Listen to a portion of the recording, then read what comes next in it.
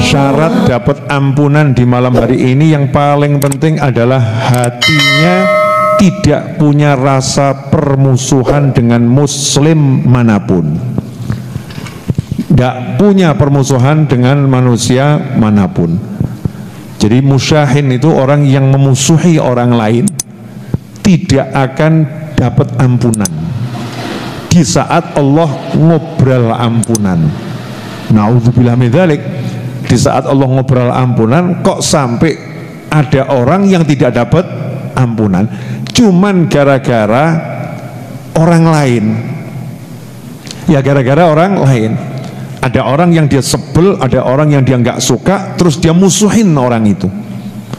Ada orang yang dia nggak cocok, kemudian dia musuhin orang itu, maka Allah juga nggak akan memberikan ampunan kepada orang yang musuhi itu. Baik rugi atau nggak rugi itu? Ruginya luar biasa. Pesan saya kepada diri saya pribadi dan segenap umat Islam dimanapun Anda berada, mau minta maaf dan mau memaafkan bukan nunggu hari raya Idul Fitri. Ya, mau minta maaf dan mau memaafkan tidak menunggu datangnya hari raya Idul Fitri. Bahkan diancam sama Allah Ta'ala, siapa yang bulan Ramadan masih punya musuh, masih musuhin orang lain, maka Allah juga tidak akan memberikan kepadanya Lailatul Qadar. Gak dapat itu. Ampunannya Allah gak dikasih kalau masih punya rasa permusuhan pada orang lain. Karena itu mulai malam hari ini, mulai sekarang, gak nunggu besok. Ya gak nunggu besok, bersihkan hati. Jangan musuhin siapapun. Awali untuk mengajak orang nyambung hubungan yang baik. Sapa orang yang nggak mau nyapa, ya coro jani pun dilurui. Yang nggak mau menyapa tolong disapa dulu. Yang nggak mau ngasih senyum, kasih senyum dulu. Yang tidak mau berhubungan, hubungi dulu. Ya caranya macam-macam. Mulai dari kirim pesan lewat aplikasi sosmed, ya mulai kirim-kirim antar-antaran lewat aplikasi. Sekarang kan antar-antaran lewat aplikasi. Tiba-tiba ada makanan datang yang ngirim cuman namanya saja, ya dari fulan. Mulai dari situ dulu. Apalagi kalau Anda memusuhi orang gara-gara orang itu gak mau bayar utang, Masya Allah, ruginya double. Sudah utangmu nggak kebayar, ampunan juga nggak dapat. Kalau musuhnya tuh mandek, ya musuhnya nggak mandek-mandek terus menerus. Nah, terus paling enak bagaimana? Ini resep yang paling gampang tapi susah praktek. Ikhlas no. Ada orang nanya sama saya, Bib, ya berat Bib. Ada orang utang nggak bayar-bayar, kok kita suruh mengikhlaskan, itu berat. Saya kasih resep biar ringan, mau atau tidak mau. Harta yang di tangan kita itu cuman ada dua jenis, harta halal atau harta haram. Naudzubillah min dzalik. Halal atau haram, nggak ada yang lain. Syubhat itu kan nggak jelas, halal atau haram. Sebetulnya kan jelas di sisi Allah Ta'ala, betul kan ya? Halal atau haram. Nah, jadi kalau dalam bisnis, dalam berhubungan dengan manusia lain, dan dalam berhubungan dengan benda apapun, kok kita mengalami yang tidak enak. Contohnya ada orang utang sama kita, kok nggak bayar-bayar, padahal duitnya ya ada. Maka tinggal kita ngomong sama hati kita, itu yang dipegang orang itu cuman satu di antara dua, bisa jadi hartaku yang halal, bisa jadi hartaku yang haram. Betul betul.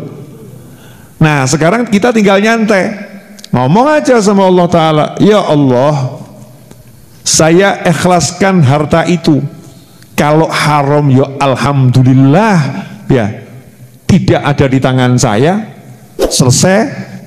Kalau halal jangan khawatir, gak ada judulnya barang halal hilang, tuh gak ada.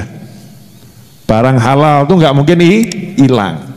Diambil orang nanti diganti sama Allah. Jadi pilih mana, yang ganti Allah atau orang itu? Kalau yang ganti orang itu ya dapatnya bayaran mungkin dicicil, ya mungkin lunas. Tapi kalau yang ganti Allah kontan dan jenisnya banyak. Ya jenisnya apa? Banyak, bukan cuman uang. Allah gantinya macam-macam. Nah ini harus jadi konsep hidup kita, pola pikir kita. Pokoknya muamalah dengan siapapun kita itu lihat Allahnya. Allah bagaimana ya menilai kita? Allah akan memperlakukan saya bagaimana ya? Nanti Allah akan membalas kita dengan apa ya? Kalau udah pola pikirnya begitu enak. Sebab cari balasan dari manusia, minta balasan dari manusia itu al-capu wal keselu. Capek, kesel, pegel. Nah ini berlaku untuk hubungan suami istri, berlaku. Suami mengharap istri terima kasih karena suaminya cari nafkah, capek-capek. Tapi sampai rumah, apa balasannya istri? Ngomong, orang kok seharian pergi nggak pulang-pulang. Itu kira-kira enak atau nggak enak itu? Begitu nggak ada kerjaan, tidur dari pagi sampai sore, kalimatnya apa? Orang kok hidupnya tidur terus. Enggak melek. Begitu melek, niat cari nafkah pagi sampai sore, capek. Kalimat yang keluar apa? Ada, bukan semua ya, tapi ada yang keluar kalimatnya, orang kok keluar terus. Mana hasilnya? Begitu dikasih hasilnya, sehari pergi kok dapatnya cuman segitu. Batin yang hati orang ngerasa ke rekosan yang golek duit. Di hati merasa gitu, wah capeknya nggak tahu dia gitu. Bisanya cuman menghina, mencela, memaki. Kalau Anda seperti itu, hidup gak akan pernah bahagia. Minta balasan kok dari manusia yang lain. Minta balasan dari Allah Ta'ala. Begitu kita minta balasan dari Allah Subhanahu Wa Ta'ala, maka nanti adanya happy toh, bahagia terus. Ya tidak mungkin tidak bahagia. Sebab Allah kalau balas itu mesti enak. Allah kalau balas itu enak. Balasannya dari Allah Subhanahu Wa Ta'ala. Bismillahirrahmanirrahim. Assalamualaikum warahmatullahi wabarakatuh. Kembali di Ansur Channel. Semoga kita semua dalam keadaan sehat dan selalu melindungi Allah Subhanahu wa Ta'ala. Itu tadi sebuah nasihat dari Habib Novel, masih seputaran hutang. Di video kali ini mungkin agak sedikit berbeda ya. Nasihat daripada Habib Novel ini mungkin kesannya seperti membela orang yang sedang berhutang. Kalau di video-video sebelumnya kesannya seperti membela orang yang memberi hutang. Bahwa orang yang memberi pinjaman ini, orang yang memberi hutang, kalau dia sampai memusuhi orang yang berhutang tadi, maka dia akan mendapatkan dua kerugian. Sudah rugi uangnya nggak dibalikan, nggak dibayar, kemudian dia rugi lagi tidak dapat ampunan dari Allah Subhanahu wa Ta'ala karena memusuhi orang yang berhutang. Jadi waspada juga, jangan sampai kita rugi dua kali, uang nggak dapat, kemudian ampunan Allah kembali. Gimana sebaiknya kalau memang kita mampu untuk mengikhlaskan, ikhlaskan. Kalau kita ikhlaskan harta kita yang sudah dipinjam oleh orang lain, yang sudah dihutangi oleh orang lain, kita ikhlaskan, kita maafkan, itu pahalanya besar. Tapi kalau memang nggak bisa, ya apa-apa. Menagih hutang itu wajib juga. Menagih hutang wajib. Memberi hutang sunat, tapi menagih hutang wajib. Cuman walaupun menagih hutang itu wajib, tetap kita perlu menagih itu dengan cara-cara yang baik. Video yang sebelumnya sudah dijelaskan oleh Ustaz Somad. Kalau kita tagih hutang itu lihat sedang sulit, kita tunggu sampai sedang sempit, kita tunggu sampai. Kalau bisa kita itu jangan ada hutang, karena memang hutang ini akan menimbulkan banyak persoalan. Apalagi kalau hutang itu tidak bisa dibayar. Jadi kalau bisa dibayar, ya bila itu akan menjadi pahala. Orang yang berhutang dapat pahala, orang yang memberi hutang dapat pahala. Kalau dibuat dengan cara yang benar. Tapi kalau tidak dibuat dengan cara benar, yang berhutang bisa berdosa. Yang berdosa di sini begini, dia ada uang, tapi dia nggak bayar, itu dosa ya. Tapi kalau memang dia lagi nggak ada pemasukan, untuk keluar rumah saja nggak ada, tapi dia niat bayar, ini nggak apa-apa. Karena orang yang menagih tadi harus mengerti juga. Kalau sudah tahu saudaranya itu sedang tidak punya, yang sudah diusahakan sedang tidak belum ada, kita sebagai pemberi hutang yang harus memaklumi.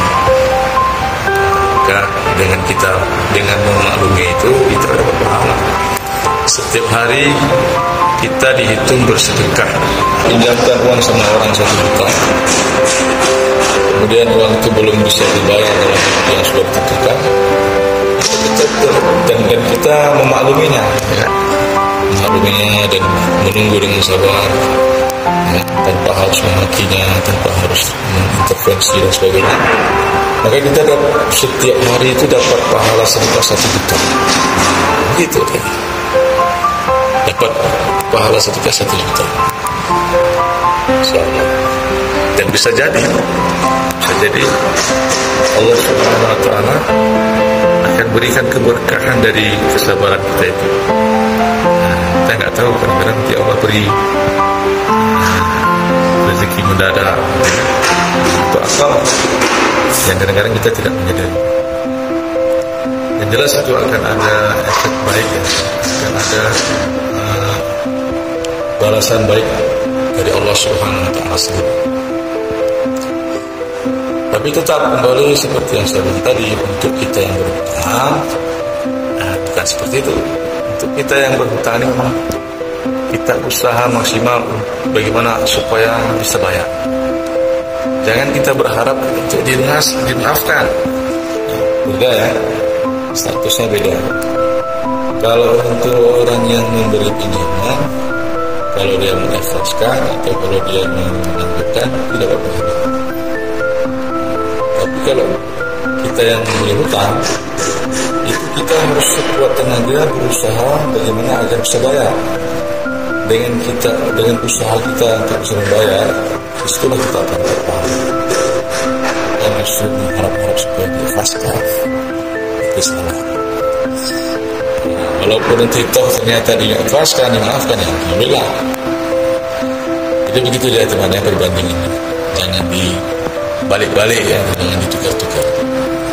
Tetap yang terbaik kalau kita berhutang, ya wajib dibayar. Adapun kalau orang yang memaafkan, ya alhamdulillah, itu nilai lebih untuk orang yang berhutang. Jadi itu ya teman-teman, ya. Intinya seperti yang saya bilang kemarin, video sebelumnya, kalau memang kita tidak sedang mendesak, jangan berhutang. Tapi kalau memang terdesak sekali dan harus berhutang, ya tidak boleh buat berhutang lah. Itu pun berhutang yang sekedar memang kita yang kira-kira kita bisa mampu untuk membayar. Kira-kira nggak mampu, jangan. Ya itu teman-teman, ya. Mudah-mudahan video ini dan video ini bisa menjadi motivasi untuk kita, dan apa yang dinasihatkan oleh Habib Novel tadi juga bisa menjadi motivasi untuk kita. Semoga kita bisa menjadi seorang pemberi hutang yang baik, yang mau menangguhkan atau memberikan kelapangan kepada yang berhutang, atau mungkin mengikhlaskan.